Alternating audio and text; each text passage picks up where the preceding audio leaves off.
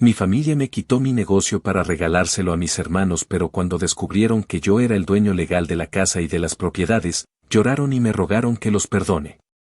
A veces uno cree que lo peor que le puede pasar en la vida es perder todo lo que ha construido con esfuerzo, pero hay algo que duele mucho más, darte cuenta de que quienes te lo quitaron no fueron enemigos externos, ni el gobierno, ni una crisis económica, ni un ladrón en la madrugada, sino tu propia familia. Yo no nací con privilegios ni tuve un camino pavimentado para el éxito. Me tocó desde adolescente trabajar en todo lo que saliera, lavando platos, entregando comida, levantándome antes del amanecer para abrir el local de alguien más y tragándome la humillación cuando me hablaban como si fuera basura solo porque necesitaba ese cheque para pagar la renta. A mis 27 años, después de juntar dólar por dólar durante más de una década, logré comprar un pequeño local medio abandonado en un barrio modesto, pero con potencial. Lo remodelé con mis propias manos, con ayuda de un par de amigos que no me cobraron más que cerveza y pizza, y abrí un restaurante que llevaba mi nombre y todo mi corazón. No era un 5 estrellas ni salía en revistas, pero los clientes regresaban por el sazón y por el ambiente, porque era un lugar donde uno se sentía en casa. Cada plato tenía una historia, y cada historia llevaba una parte de mí. Al principio, mi familia estaba orgullosa. Mi mamá decía que al fin alguien en la familia había hecho algo decente, y mi papá se paseaba por el restaurante como si él hubiera clavado cada tabla. Mis hermanos, menores que yo por varios años, venían cada tanto a comer gratis y presumirle a sus novias que ese era el restaurante de su hermano. Como si eso los elevara automáticamente un peldaño en la cadena alimenticia. Yo no me molestaba porque, honestamente, creí que estábamos construyendo algo juntos. Poco a poco, les fui cediendo tareas, a uno lo puse a cargo de redes sociales, al otro le enseñé cocina básica y lo dejé manejar una parte del turno de almuerzo. A mi madre la involucré en la parte contable, más que todo por confianza, porque sabía que no era ninguna experta, pero pensé que si alguien iba a tener acceso a mis finanzas, debía ser ella. Y es que, cuando uno viene de una familia donde nunca sobró nada, lo que más anhela es poder compartir lo poco que consigue. Yo quería que todos comiéramos de ese plato. Pero con el tiempo, las cosas empezaron a sentirse raras. Un día mi mamá me pidió que firmara unos papeles para facilitar los permisos y la renovación del seguro. Porque supuestamente había hablado con un contador que le explicó que era mejor repartir ciertas responsabilidades entre varios miembros de la familia por si a ti te pasa algo. No desconfié. Jamás me pasó por la cabeza que esa mujer que me trajo al mundo usaría mi ignorancia legal como arma. Firmé.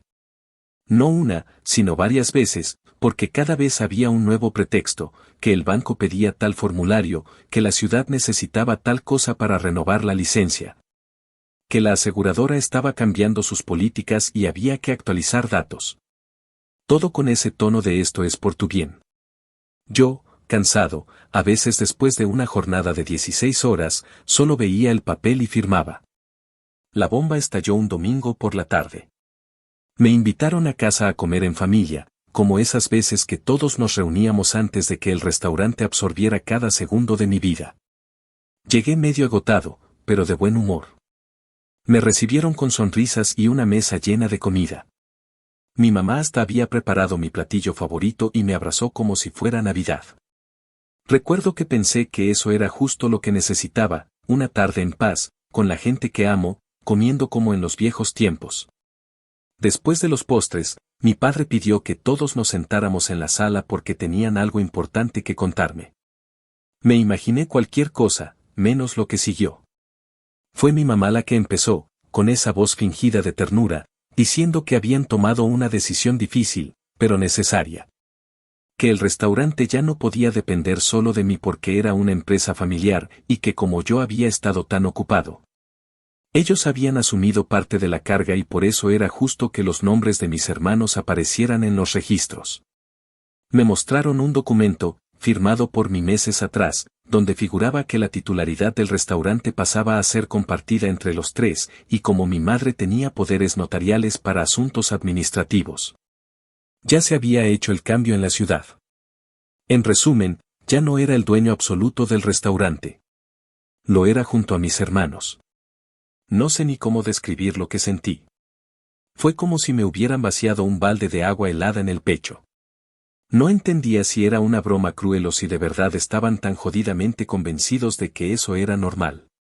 Mi padre intentó suavizarlo diciendo que era mejor así, que un negocio no debía depender de una sola persona, y que en la familia todo se comparte. Mis hermanos estaban ahí sentados, callados, evitando mirarme a los ojos. No tenían ni el valor de defender lo que acababan de hacer. Solo agachaban la cabeza, como si supieran que lo que hacían era una traición, pero no les importara porque ya tenían en las manos algo que no les costó un carajo construir. Me fui sin decir una palabra. Subí al carro y manejé por horas sin rumbo. Pasé por frente al restaurante, mi restaurante, y me quedé mirando las luces apagadas, el cartel con mi nombre, los bancos de madera que yo había lijado una por una. Las lámparas que colgué un domingo por la tarde con una escalera prestada. Sentí rabia. Sentí dolor. Sentí una mezcla tan fuerte de impotencia y decepción que tuve que estacionar en una calle vacía y llorar como un niño. Porque uno puede soportar que la vida lo joda, pero cuando los que se supone que deberían cuidarte son los que te entierran el cuchillo, ya no hay vuelta atrás. Esa noche supe que ya nada iba a ser igual. Que no solo me habían quitado mi negocio, me habían arrancado la confianza, la fe, el vínculo. Pero también supe algo más, que no me iba a quedar quieto. No sabía cómo, ni cuándo, pero en ese momento juré que, si ellos creían que me habían enterrado, se les iba a olvidar que yo era una puta semilla. Actualización 1. Habían pasado ya 2 semanas desde aquel domingo de mierda que partió mi vida en dos. Me levantaba todos los días con la mandíbula apretada, la mente atrapada en bucles donde repasaba una y otra vez las palabras que soltaron como si no fueran nada, como si yo no valiera más que los papeles que me hicieron firmar. A veces despertaba en medio de la noche y me quedaba viendo el techo del cuarto diminuto que rentaba en Jersey, con las paredes peladas y el colchón inflable que usaba como cama, sintiendo que todo lo que había construido se había ido a la mierda y que la rabia me carcomía desde adentro como ácido. Por mucho que intentaba racionalizarlo, no lograba entender cómo había sido tan ingenuo. Me confié. Les abrí las puertas, el alma, las cuentas, y me pagaron escupiéndome en la cara. Pero el dolor tenía algo nuevo, ya no me paralizaba. Al contrario, se estaba transformando en algo más frío, más estructurado. Era una furia que no gritaba, sino que pensaba. Que planeaba. Que escribía listas mentales. Que sacaba cuentas. Una mañana, después de servirme un café instantáneo y ver cómo el agua caliente levantaba ese aroma barato que olía más a rutina que a energía, me senté frente a la laptop vieja que me acompañaba desde la universidad y abrí los documentos digitales que aún conservaba. Gracias a que mi madre era de esas personas que no confían en los sistemas modernos, muchas de las cosas importantes las seguía anotando en libretas. Y como en un arranque de generosidad me había entregado una copia escaneada de casi todo antes de que me sacaran del negocio. Pude ver claramente la evolución de los movimientos financieros desde el primer mes hasta el último día que estuve al frente.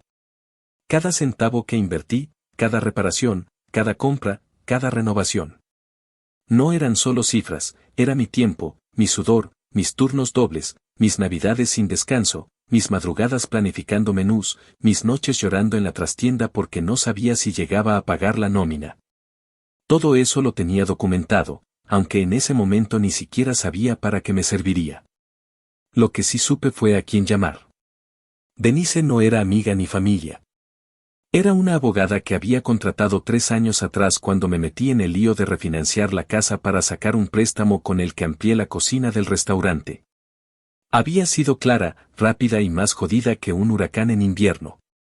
Tenía esa actitud de no dejarse joder por nadie y una forma de hablar que hacía que hasta el más valiente se pusiera nervioso. Me tomó media hora encontrar su contacto y apenas contestó, le solté todo sin parar, como si hubiera estado esperando ese momento desde hacía años. Me escuchó en silencio, interrumpiéndome solo una vez para decirme que tomara aire, que no estaba entendiendo ni madres con tantas emociones mezcladas, y que si de verdad quería que ella me ayudara, tenía que calmarme y contarle las cosas con fechas, cifras y documentos. Me dolió escuchar su tono frío, pero tenía razón. Al día siguiente, nos reunimos en su oficina, un cuartito en el segundo piso de un edificio viejo en el centro de Newark, con una cafetera perpetuamente encendida y papeles por todos lados. Me senté frente a ella con una carpeta llena de todo lo que había recopilado, recibos, facturas, correos electrónicos, mensajes de texto, incluso fotos del antes y después del local. Ella los fue revisando con paciencia y cara de póker, hasta que encontró el contrato de transferencia que mi madre me había hecho firmar, el mismo que decía que ahora el negocio era de los tres. Denise lo leyó 3 veces, marcó varios párrafos con su lapicero rojo y finalmente se apoyó en el respaldo de su silla con una expresión entre incredulidad y burla. Me dijo que aquel documento era una mezcla de ingenuidad y manipulación, que estaba redactado con la clara intención de hacerme sentir que estaba protegiendo el negocio, pero que legalmente me estaba dejando fuera. Luego vino la pregunta que encendió la chispa que necesitaba, ¿y la casa, en qué estado está la escritura? Al principio no entendí por qué sacaba ese tema, pero me pidió que buscara la copia del título que firmamos cuando compré la propiedad y que trajera todo lo relacionado con esa transacción, porque según ella, si la casa seguía a mi nombre, y los papeles no decían lo contrario, entonces tenía mucho más poder del que imaginaba.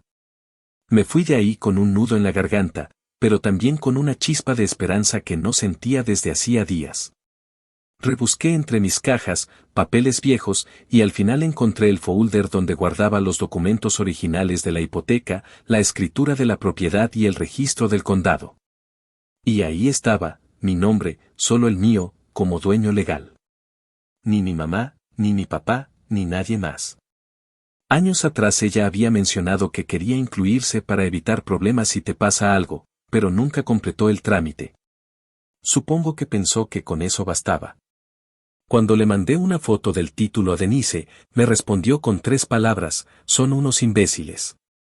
En la siguiente cita, Denise trazó lo que ella llamó una estrategia de presión silenciosa. Me explicó que como la propiedad estaba a mi nombre y el restaurante usaba esa dirección como su base, técnicamente los nuevos dueños del negocio estaban operando en un local donde no tenían contrato de arrendamiento válido. Es decir, estaban ocupando mi propiedad sin pagarme un centavo. También el taller improvisado de mi papá, ese caos de herramientas oxidadas y motores desarmados, estaba sobre un lote que figuraba como parte de mi terreno. Literalmente, yo era el dueño legal del espacio donde ahora ellos fingían ser los jefes. Y ahí me di cuenta de algo: no necesitaba hacer un escándalo público, no necesitaba pelear a gritos ni suplicar justicia a nadie. Tenía algo mucho más poderoso que eso: la ley, los papeles, y el conocimiento de cómo y cuándo usarlos. Esa noche no dormí. No porque estuviera ansioso, sino porque por primera vez en semanas no tenía pesadillas. Me senté frente a la ventana, con una cerveza tibia y el sonido de los carros pasando por la autopista, y pensé en todo lo que había perdido. Pero también pensé en lo que me quedaba. No solo la propiedad, sino algo que ellos no podían falsificar: mi historia, mi trabajo, mi talento. Y ahora también tenía un plan. Y créeme que no hay nada más peligroso que alguien herido que de pronto aprende a pensar con calma. Esa fue la primera vez que empecé a sonreír en semanas. Y esa sonrisa no era de felicidad. Era de guerra. Actualización 2. Había pasado poco más de 4 meses desde que arranqué ese plan que nació entre papeles viejos, broncas acumuladas y noches en vela con una libreta llena de ideas y anotaciones rabiosas. 4 meses donde no dije una sola palabra a mi familia. Ni una llamada, ni un mensaje, ni una visita. Me desaparecí de sus vidas como si nunca hubiera existido. Mientras ellos seguían pavoneándose como los flamantes nuevos empresarios del restaurante, yo me volví una sombra que observaba desde la distancia, tomando nota de cada error, cada torpeza y cada señal de que el barco estaba empezando a hacer agua por todos lados. Porque sí, por más que se llenaran la boca con discursos baratos de un nuevo capítulo y expansión familiar, la verdad era que ninguno de ellos tenía puta idea de cómo manejar un negocio. Mucho menos uno que dependía de algo tan delicado como reputación, calidad y constancia. Desde el primer mes, las reseñas comenzaron a cambiar. Yelp, Google, incluso las historias en Instagram ya no hablaban del sazón ni del ambiente acogedor, sino de tiempos de espera eternos, platos mal cocinados, empleados con cara de querer tirarse del techo y una atención al cliente que rozaba lo patético. Un día encontré una reseña que decía, textual, este lugar solía tener alma. Ahora parece que lo administra un grupo de adolescentes en castigo. Casi me atraganto de la risa. Porque era cierto. Mi hermano Brian, que había pasado de tomar fotos para redes a autodenominarse gerente general, no sabía una mierda sobre liderazgo. Lo suyo era más bien andar de cretino detrás del mostrador, jugando a ser jefe con los meseros, pero sin tener el mínimo conocimiento de cómo llevar inventario, cómo negociar con proveedores o cómo reaccionar ante una emergencia. Y eso quedó claro el día que el congelador principal se dañó un viernes por la noche y, en lugar de llamar a un técnico, él prefirió dejar todo así hasta el lunes porque no quería pagar extra por un servicio nocturno. Resultado, más de $1,000 en carne, mariscos y salsas echadas a perder. Y lo más hermoso de todo eso lo supe porque uno de los cocineros me lo contó directamente. Y es que no lo mencioné antes, pero cuando me sacaron del restaurante, no todos los empleados se quedaron callados. Algunos se indignaron al saber lo que habían hecho conmigo, especialmente Marlene, la jefa de cocina, y Ernesto, el lavaplatos que llevaba conmigo desde el primer mes. Ambos me tenían respeto, y más de una vez me contactaron por redes con información valiosa que yo anotaba como si estuviera recopilando pruebas para una investigación criminal. Gracias a ellos me enteré de que los nuevos dueños no solo estaban tomando pésimas decisiones administrativas, sino que también estaban empezando a atrasarse con los pagos. Hubo un par de semanas en las que el proveedor de vegetales dejó de entregarles porque tenían cheques devueltos. Y por supuesto, ahí estaba yo, anotando cada nombre, cada fecha, cada cifra, construyendo un rompecabezas que solo tenía una conclusión posible, iban rumbo al colapso. Lo que nadie en ese círculo de ineptos sabía era que yo, en paralelo, estaba reconstruyendo mi vida laboral. Conseguí un puesto como cocinero invitado en un food truck en Brooklyn gracias a un amigo que creyó en mí sin hacer preguntas. Era un trabajo duro, claro que sí. No tenía el mismo nivel de estabilidad, pero me permitió volver a sentirme útil, volver a estar detrás de una estufa, hacer lo que amo sin sentir que me lo estaban arrebatando.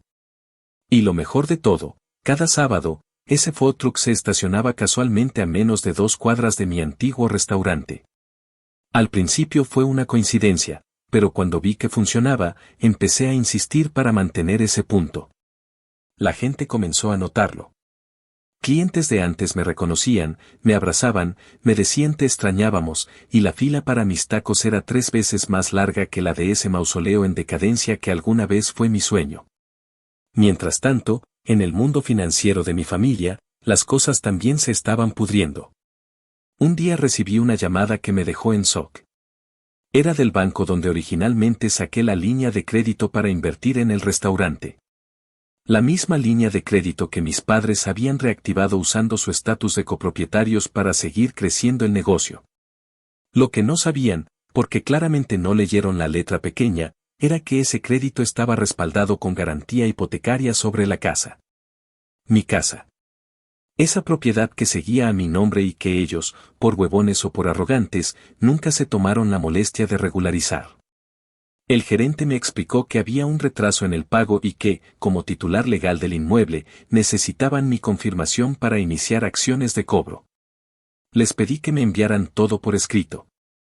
Al día siguiente, tenía el correo con todos los detalles, incluyendo un extracto de deuda que ya superaba los $5,000. No contesté de inmediato. En vez de eso, imprimí el documento, lo guardé en un folder con una pestaña que decía arma letal y me senté a esperar. No pasaron ni 3 días cuando mi madre me llamó, como si de repente se acordara que tenía un hijo mayor. Me dejó un mensaje con tono de preocupación, diciendo que necesitaban hablar conmigo por algo importante, que todo era un malentendido y que querían resolverlo como familia. Me quedé mirando el teléfono con una mezcla de asco y lástima. Porque no era por mí. Era por el dinero. Era porque el banco les había puesto la soga al cuello y ahora, como cucarachas atrapadas, empezaban a buscar salidas. Les colgué. Luego vinieron los mensajes de mis hermanos. Primero Brian, con ese tonito pasivo-agresivo diciendo que a pesar de todo, siempre me consideraron parte del equipo. Después Andrés, el menor, con su típico estilo llorón diciendo que esto se nos fue de las manos, bro, ayuda a arreglarlo, porfa. Ni me molesté en responder. El último clavo lo puso mi padre. Me mandó un mensaje de voz, borracho como siempre, diciendo que era un malagradecido y que si no los ayudaba, entonces sí que me iban a borrar de la familia para siempre. Escuché el audio varias veces, no porque me doliera, ya no me dolía, sino porque en ese mensaje se revelaba todo lo que eran, manipuladores, ingratos y ciegos por su propia arrogancia. Guardé ese audio junto al resto de las pruebas. Porque yo no iba a gritar. No iba a pelear como ellos. No iba a caer en su nivel. Pero lo que sí iba a hacer era apretarles la soga con una lentitud deliciosa hasta que se vieran obligados a arrodillarse. Y cuando llegara ese momento, les iba a mostrar exactamente quién era el verdadero dueño de todo lo que ellos se creían con derecho a robar. Actualización 3. Cuando llegó el verano, el calor en Nueva Jersey era un asco sofocante que te hacía sudar con solo respirar, y ese calor coincidía perfecto con el punto de ebullición en el que ya se encontraba mi familia. Yo seguía en silencio, moviéndome como una sombra entre su caos, pero cada semana que pasaba era una evidencia más de que estaban al borde de la implosión. Desde afuera, ya nada de lo que hacían tenía sentido. Brian, que seguía creyéndose algún tipo de magnate gastronómico, empezó a subir videos en redes hablando del renacer del restaurante familiar. Con un ego que no le cabía en el pecho y un carisma que era una mezcla entre vendedor de seguros y adolescente con complejo de Dios. Mientras tanto, el restaurante se caía a pedazos, tanto en estructura como en reputación. El aire acondicionado no funcionaba desde junio y, en lugar de cerrarlo temporalmente para arreglarlo, pusieron unos ventiladores de piso que apenas empujaban aire caliente y que terminaron tirando un florero sobre una mesa llena de clientes un día que se soltó un cable. Eso me lo contó Marlene entre risas sarcásticas en un mensaje de voz que me reenvió uno de los cocineros que todavía tenía dignidad. Yo por mi parte, seguía con el food truck, y no solo nos iba bien, nos estaba yendo mejor de lo que había imaginado. Cada sábado, la fila era tan larga que teníamos que poner conos para organizar a la gente. Clientes de mi viejo restaurante venían, me saludaban con un te extrañábamos que me hacía sentir una mezcla de orgullo y rabia, y se llevaban sus tacos sonriendo mientras veían, con la esquina del ojo. Como el local que ahora tenía mi apellido borrado se mantenía casi vacío. Incluso algunos me preguntaban qué había pasado, por qué ya no estaba allá, y yo solo me encogía de hombros y decía que las cosas cambian. Nunca dije más. No hacía falta. El contraste hablaba solo. Mi comida tenía historia, tenía alma, tenía sabor. Lo de ellos era una fotocopia deslavada de algo que nunca entendieron. Querían quedarse con el fruto, pero jamás sembraron ni una maldita semilla. La tensión entre ellos ya era tan evidente que incluso un excompañero de secundaria que pasó por el restaurante me escribió para contarme que había visto a mi papá gritarle a Brian delante de clientes, y que uno de los meseros lo tuvo que sacar para evitar que la pelea escalara. Estaban desesperados, y el dinero empezaba a escasear de verdad.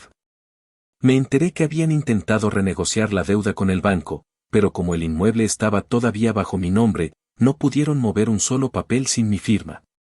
Y no la iban a tener. Yo ya estaba trabajando con Denise en el siguiente paso. Ella, con la misma calma de siempre, me explicó que podíamos iniciar el proceso legal para formalizar la ocupación ilegal del inmueble y que teníamos suficiente documentación para emitir una notificación de desalojo si queríamos. Pero antes de eso, ella quería preparar todo para que el golpe fuera doble. Primero notificarles legalmente, y luego obligarlos a enfrentar públicamente las consecuencias. Porque si íbamos a exponerlos, lo íbamos a hacer bien, sin margen de defensa. Mientras preparábamos los documentos, yo aproveché para revisar con más calma los planos del terreno. Fue ahí donde caí en cuenta de que no solo el restaurante, sino también el taller improvisado de mi papá, su pequeña cueva de herramientas, latas de aceite usadas y motores oxidados. Estaba dentro del terreno que legalmente me pertenecía. Lo había construido sin permiso, sin licencia y sin pagar un solo centavo de renta. Siempre asumió que podía hacer lo que le diera la gana porque todo esto es de la familia. Ahora, ese mismo argumento se le venía abajo como una pila de ladrillos mal puestos. Con esa información, Denise redactó una notificación formal de ocupación ilegal, donde les dábamos 30 días para desalojar voluntariamente el terreno o enfrentarse a una orden judicial de desalojo forzoso con todo el peso legal del condado. La carta fue entregada por un notificador oficial un miércoles por la mañana, justo antes del mediodía. La reacción fue inmediata. Esa misma noche, mi madre me llamó más de 10 veces. No contesté ninguna. Luego vino un mensaje de voz de mi papá, en el que, por primera vez en toda mi vida, no gritaba. Su voz temblaba. Me decía que no podía creer que les hiciera eso, que lo único que querían era formar algo juntos y que lo había entendido todo mal. Me rogó, sin usar la palabra rogar, que reconsiderara, que al menos fuéramos a mediación. Pero ya era tarde. Ellos habían tomado una decisión sin pensar en mí. Ahora yo estaba devolviéndoles el favor, pero con algo que ellos jamás tuvieron: estructura, estrategia, paciencia.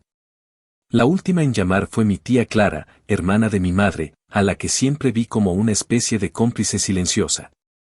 Me dijo que todos estaban muy mal, que mis hermanos estaban deprimidos, que me necesitan, que sigo siendo el mayor, que no hay familia sin perdón. Me la imaginé con esa voz de falsa paz y cara de mártir, como si no supiera que lo que me estaban pidiendo era tragarme toda la mierda sin decir nada. Le respondí que ahora yo era el dueño del terreno, del edificio, del estacionamiento y del maldito techo que los cubría. Que les había dado 4 meses de libertad y me lo pagaron con mentiras. Que no me llamaran más para chantajes emocionales, porque esta vez no iba a ceder. No iba a dejarme manipular.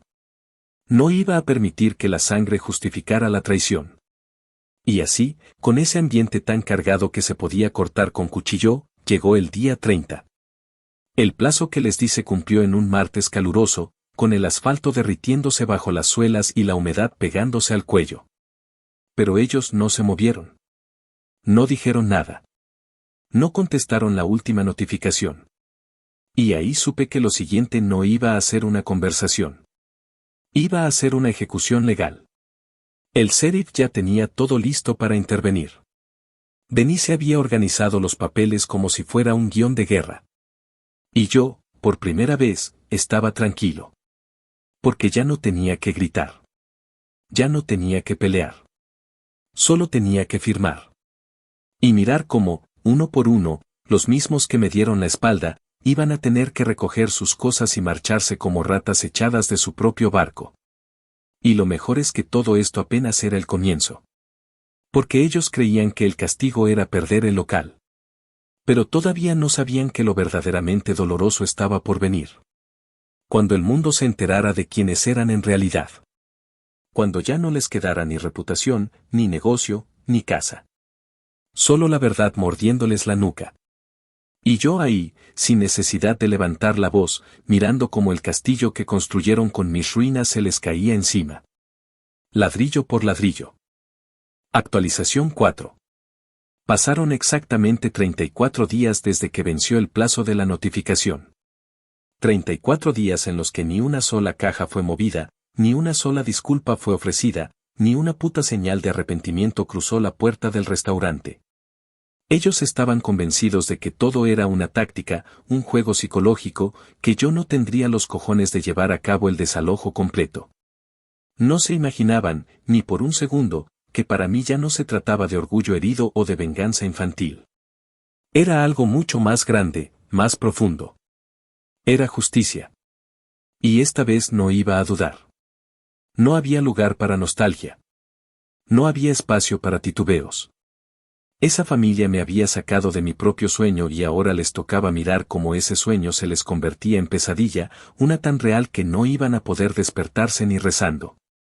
Ese día el cielo estaba cargado. Un martes gris, húmedo, como si hasta el clima supiera que algo estaba por desmoronarse.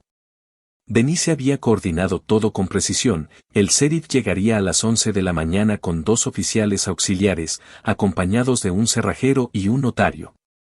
Todo absolutamente en regla. Todo como mandan los putos libros que ellos nunca leyeron. Yo estaba estacionado a una cuadra de distancia, dentro del carro, viendo cómo la patrulla doblaba la esquina y se detenía justo al frente del local. Tenía las ventanas arriba, el aire apagado, y el sudor bajándome por la espalda, pero no me moví. No podía. Me sentía paralizado, pero no de miedo. Era como si una parte de mí no pudiera creer que, después de todo, por fin estaba pasando. Los oficiales descendieron con tranquilidad, como si fuera solo otro trámite más. Y para ellos lo era. Pero para mí, cada paso que daban era una especie de liberación. Caminaron hasta la puerta principal, y uno de ellos la empujó con decisión. Se escuchó un grito desde dentro, y segundos después apareció mi hermano menor con una cara que no había visto nunca en él. No era enojo. Era una mezcla de confusión, derrota y desesperación. Intentó explicar algo, mover las manos, pero el oficial lo interrumpió señalando los papeles. Le dijo, con voz firme, que ya no estaban autorizados a operar en ese inmueble, que no había contrato de arrendamiento, que se les había dado plazo suficiente y que ahora la propiedad sería recuperada por su legítimo dueño. Mi hermano solo atinó a decir que eso no era justo. Y por primera vez me reí. No fue una risa burlona. Fue una de esas que te salen cuando te das cuenta de lo irónico que puede ser todo. Justo. ¿Ahora hablaban de justicia? Mi padre apareció a los pocos minutos. Venía en su vieja camioneta, esa chatarra oxidada con la que siempre presumía que mantuvo a esta familia. Se bajó con la cara roja, los ojos encendidos y los puños cerrados. Caminó directo hacia el oficial como si pudiera cambiar algo con su presencia de macho alfa venido a menos. Gritó que eso era una violación de sus derechos, que ese terreno era de la familia, que yo no podía hacerles eso. El sheriff, con una calma que casi parecía provocación, sacó la orden judicial firmada por el juez y se la puso frente a la cara. Le leyó el encabezado, desalojo por ocupación no autorizada. Propiedad legal de, y luego vino mi nombre, bien grande, bien claro, sin ningún apodo ni apellido compartido. Solo el mío. ¿Cómo debía ser? El silencio que siguió fue absoluto. Solo se escuchaban los ruidos metálicos del cerrajero forzando la puerta trasera del taller de mi papá. Me hubiera gustado decir que me sentí triste al ver cómo se derrumbaba esa imagen de patriarca que alguna vez respeté, pero no. No sentí tristeza. Sentí alivio. Mi madre no apareció en todo el operativo. Supongo que sabía que su presencia no cambiaría nada. O tal vez prefirió esconderse para no enfrentar la realidad que ella misma ayudó a fabricar. Mis hermanos comenzaron a sacar sus cosas en cajas improvisadas, papeles sueltos, herramientas, ropa manchada de grasa. Brian incluso intentó sacar la cafetera del local, como si fuera suya. El notario lo detuvo y le explicó que todo objeto instalado dentro del inmueble, incluyendo mobiliario fijo, debía permanecer hasta que se realizara el inventario judicial. Ahí sí explotó. Gritó que era una mierda, que todo lo que había dentro lo había comprado él, que no podían quitarle su esfuerzo. El mismo que hace meses se sentó en la sala de mi madre a recibir mi restaurante como si fuera un trofeo heredado, ahora se revolcaba en la acera como un niño al que le quitaron el juguete. No me acerqué. No era necesario. Lo observaba todo desde mi carro, con la ventana apenas entreabierta, grabando fragmentos en mi celular para guardarlos como testimonio. No para publicarlos. No para humillarlos públicamente. Para mí. Para recordarme que no estaba loco. Que lo que hicieron fue real. Que la traición no fue una exageración. Que no me lo inventé. Que estaba ahí, en carne viva, en cajas apiladas y herramientas oxidadas que salían por la puerta mientras oficiales tomaban nota. Cuando el desalojo concluyó, los oficiales sellaron la puerta con cinta oficial y una copia de la orden quedó pegada en la vidriera, junto a las letras descoloridas del viejo nombre del restaurante. Esa imagen se me quedó grabada en la memoria. Era como un epitafio. Un recordatorio de lo que fue y de lo que ya no volvería a ser. Me quedé un rato más dentro del carro, mirando cómo mi padre discutía con Brian en la vereda, cada uno culpando al otro de haberlo arruinado todo. Y ahí fue donde entendí que ya no necesitaban que yo hiciera más. Ellos solo se iban a destruir. Yo solo tenía que esperar. Esa noche dormí en la casa. Sí, en la casa que siempre fue mía.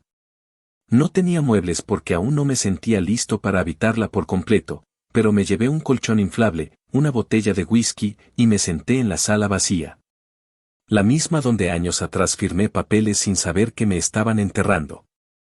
Encendí un parlante pequeño y puse una canción instrumental que solía escuchar mientras cocinaba.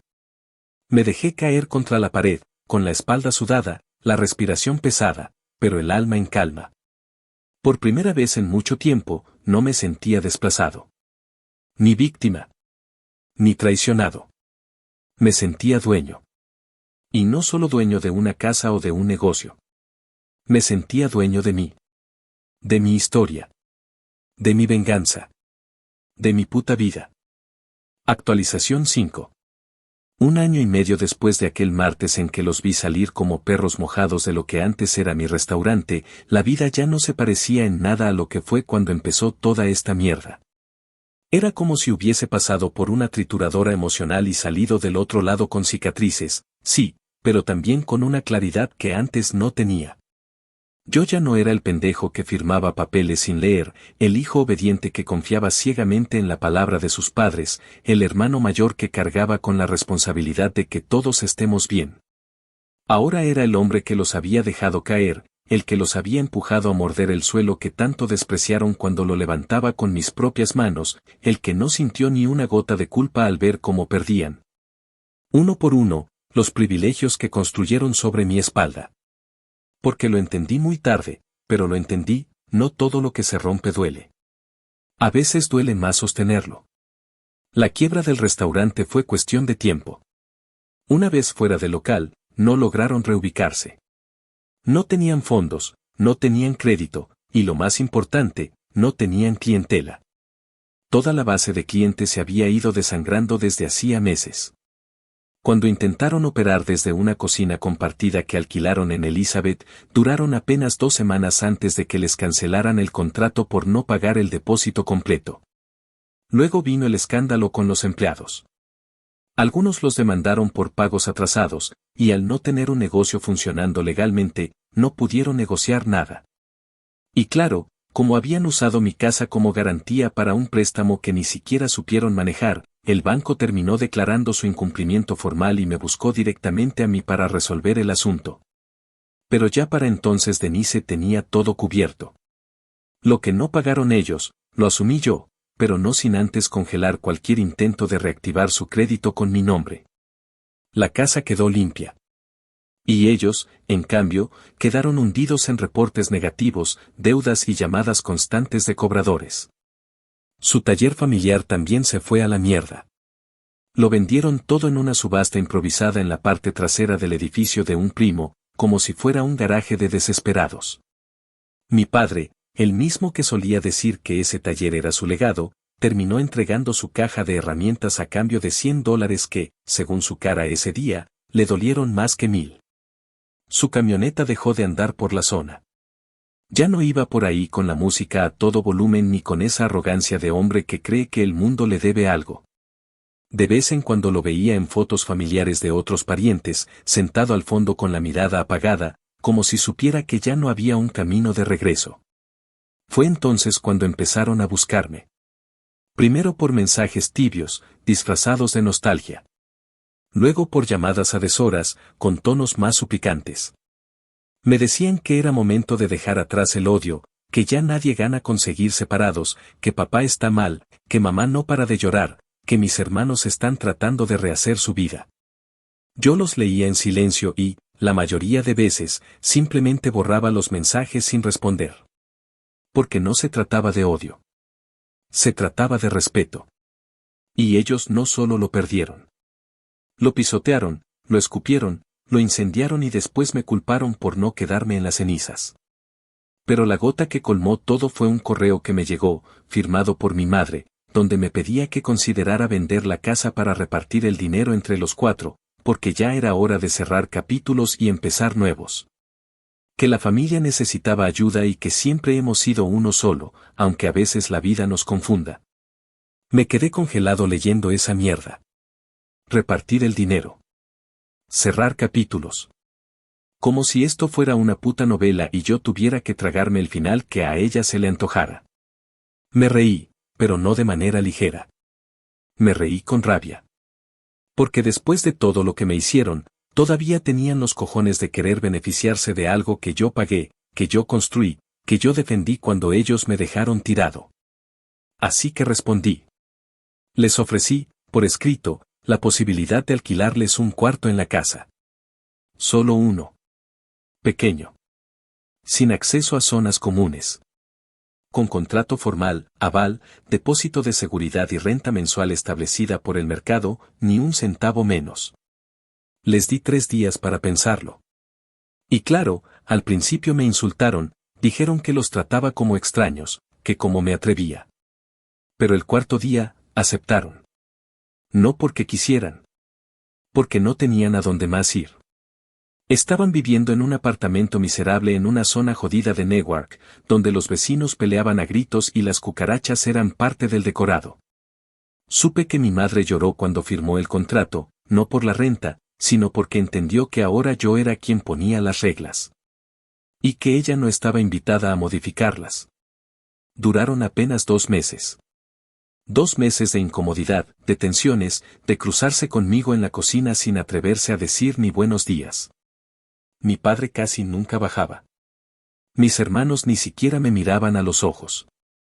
Intentaron atrasarse con el pago una vez. Los eché al día siguiente. Llamaron a tías, a primos, a amigos en común para que intercedieran. Nadie pudo hacer nada. No porque yo fuera inflexible, sino porque yo ya no tenía espacio para chantajes ni para lástima.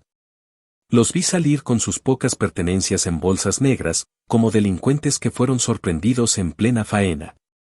Y no sentí pena. Sentí paz.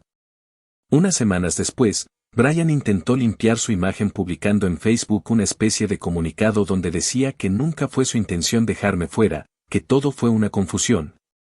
Que el negocio fracasó por factores externos, que la familia debía mantenerse unida. Era una sarta de excusas tan estúpidas que me costaba creer que pensara que la gente le iba a comprar ese cuento. Lo ignoré.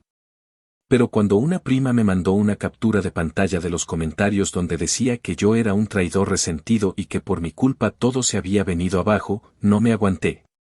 Subí el audio que él mismo me había dejado borracho un año atrás, donde me insultaba, me maldecía, me amenazaba y juraba que si no los ayudaba me iban a borrar de la historia familiar. No le puse título. No le agregué texto. Solo lo subí. En menos de 6 horas, se volvió viral entre todos los conocidos. Al día siguiente, cerró su cuenta. Y desde entonces, no ha dicho ni una sola palabra más. No sé si llamarlo venganza, justicia o simplemente equilibrio. Pero lo cierto es que hoy, cuando camino por mi casa, la misma que quisieron usar como si fuera suya, la misma que ofrecieron en garantía sin pedirme permiso, la misma en la que me hicieron creer que nunca sería suficiente. Me siento libre. No feliz. No eufórico. Pero en paz. Porque ellos me quisieron destruir. Y ahora, son ellos quienes se arrastran. Y yo, por fin, camino erguido. Actualización final. Casi 2 años después de que todo estallara, la vida me tenía en un lugar completamente distinto, uno que jamás habría imaginado cuando me senté a llorar solo en el carro frente a lo que una vez fue mi restaurante. Y no digo distinto en el sentido simplista de tener una segunda oportunidad o un nuevo comienzo. No. Era distinto porque yo ya no era el mismo. Porque después de haberme vaciado por completo emocionalmente, después de haber dejado que la rabia me atraviese y me reorganice desde adentro, ahora caminaba con una calma que no era la de quien olvida, sino la de quien recuerda cada detalle pero ya no se deja consumir por ellos. Ya no sentía la necesidad de gritarles nada a la cara. Ya no quería verlos arruinados por deporte. Ya los había visto perder tanto que ni siquiera quedaba algo que me provocara atacar. Pero tampoco había perdón. Ni reconciliación. Solo ese espacio gélido donde a veces queda la gente que te traiciona, una tierra neutral que se observa desde lejos y se evita para siempre. Por mi parte, el giro más grande no vino de la casa, ni de la justicia que ya se había hecho, ni del silencio prolongado que reinaba en esa familia rota. Vino de una nueva oportunidad de negocio, uno que apareció como una especie de accidente, pero que terminó convirtiéndose en mi venganza final, una silenciosa, elegante, sin sangre pero con más peso que todos los enfrentamientos anteriores juntos. El nuevo dueño del food truck donde yo trabajaba había estado buscando expandirse y abrir un punto fijo. Nos hicimos socios. Él tenía los fondos, yo tenía la experiencia, el nombre y la clientela. Buscamos local por semanas, hasta que se presentó una oferta imposible de rechazar, un terreno en una esquina estratégica de la ciudad, con permiso comercial aprobado, ideal para construir desde cero. El precio era alto, pero el vendedor necesitaba liquidez inmediata y aceptó una propuesta con pago adelantado parcial a cambio de dejarnos usar la dirección y el nombre mientras terminábamos la compra. Lo hicimos. Y no solo eso, el proyecto se presentó públicamente con un cartel grande, hermoso, elegante, que incluía el logo y el nombre original de mi restaurante. Mi nombre.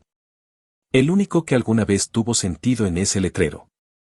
Para cuando la noticia llegó a oídos de mi familia, ya era demasiado tarde para interferir. Denise, con su precisión habitual, se había asegurado de que todo estuviera registrado y blindado. El nombre, la marca, incluso las recetas. Todo me pertenecía legalmente.